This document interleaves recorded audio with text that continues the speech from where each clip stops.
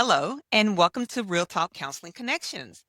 I'm your host, Tamisha, a licensed professional counselor in Texas.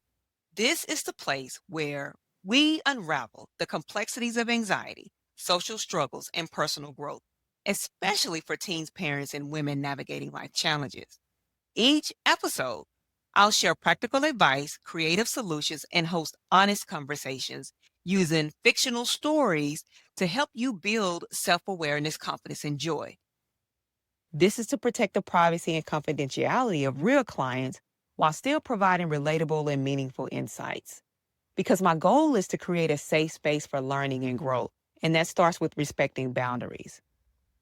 Quick reminder though, while I'm a licensed therapist, this podcast is in no way a substitute for therapy. It is only for educational purposes only.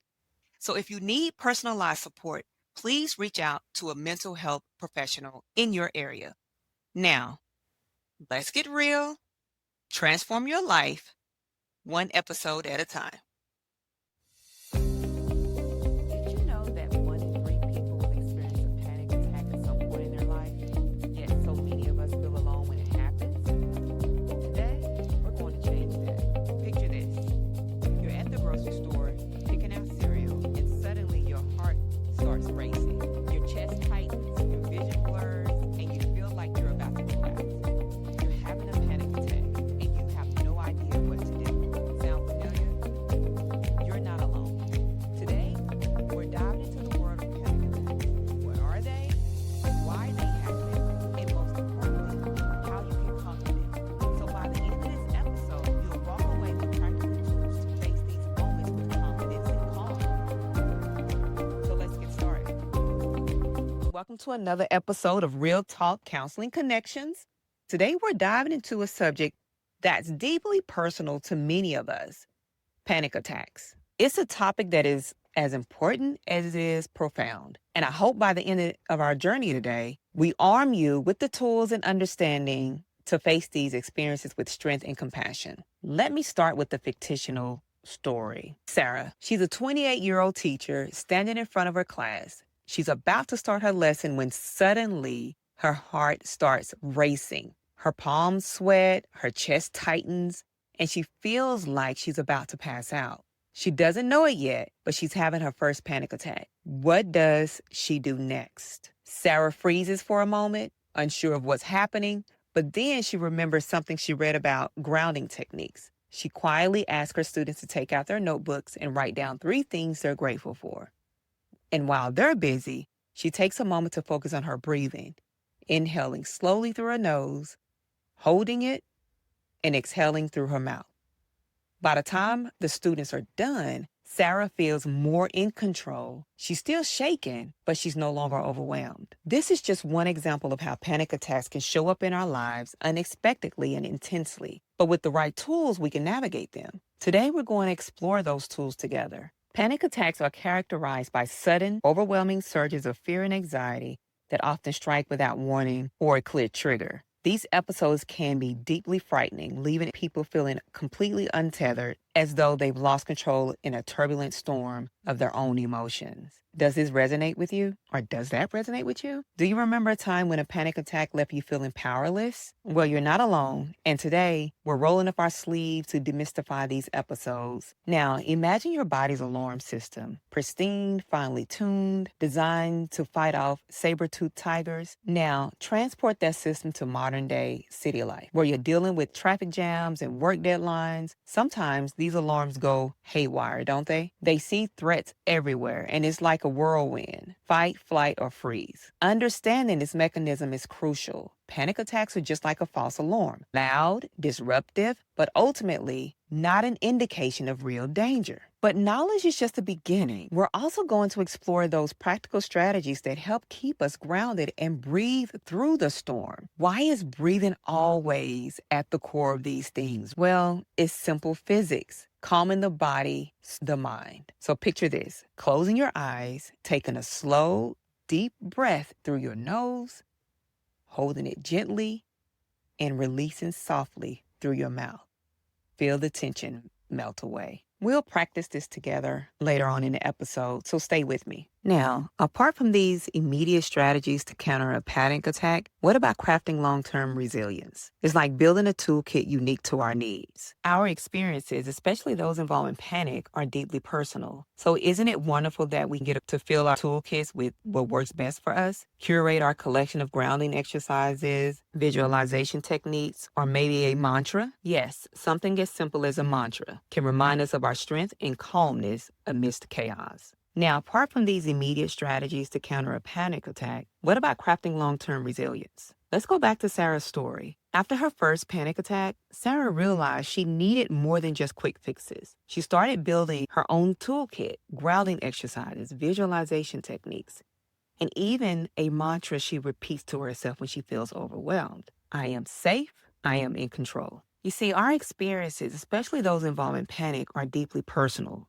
So, isn't it wonderful that we get to fill our toolkit with what works best for us? And speaking of strength, let's talk about the most underrated tool in this toolkit, our support system. Yes, our very own Avengers team of friends, family, and professionals. Let's debunk the myth here. Seeking support is not weakness, it's a superpower. Therapy, peer groups, and even a heartfelt conversation with a friend, these are invaluable steps. They provide the space and perspective we sometimes need, wrapped in the language of love and understanding. Then there's the heart of our journey, a constant invitation to embrace self compassion and patience.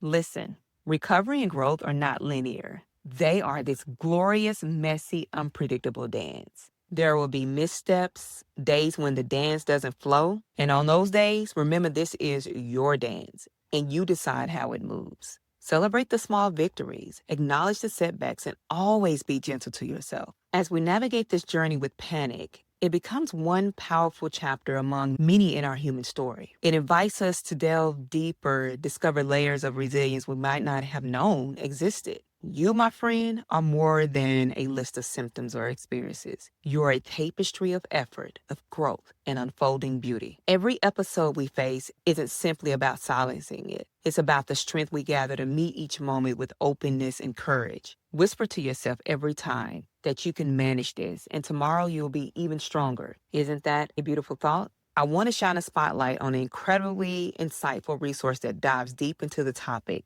A blog post article titled Panic Attacks Aren't the End and How to Handle Intense Moments of Anxiety over on infinitycounselingconnections.com. This article is not just an informative read, it's a practical companion for anyone navigating these challenging experiences. Because the article begins by breaking down the very nature of a panic attack. It answers basics but crucial questions. What exactly constitutes a panic attack? By outlining the spectrum of common symptoms, racing heart, shortness of breath, a feeling of impending doom, it allows us to truly recognize and name what's happening to us during these moments. There's a power in knowledge in putting a name to the chaos. And they don't stop there. The article digs into the psychological response that accompany a panic attack. It's like reading a map of the mind as it loses its bearings, how we go from being present to spiraling into this whirlwind of fear. Understanding these psychological processes can often be the first step in regaining control. Wouldn't you agree? Now, the heart of this article lies in its detailed exploration of coping techniques. From the concrete, immediate steps we can take, such as those breathing exercises we touched upon earlier,